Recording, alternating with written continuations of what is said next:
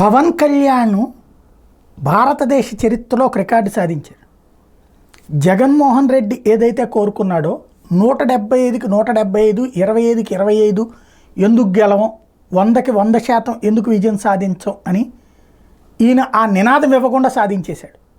పవన్ కళ్యాణ్ ఇప్పుడు సాధించినటువంటి విజయం అన్నటువంటిది అదే ప్రధానమైనటువంటిది.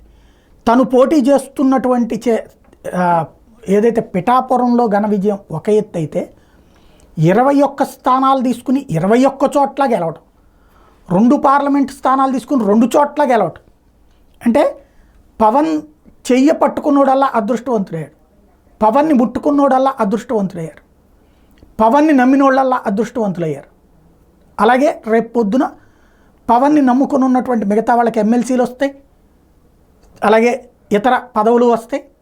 టోటల్గా భారతదేశ చరిత్రలోనే ఒక రికార్డ్ పవన్ సాధించింది, 100కి 100% విజయం. ఇది ఏ పార్టీకి సాధ్యం కాలే ఇంతవరకు.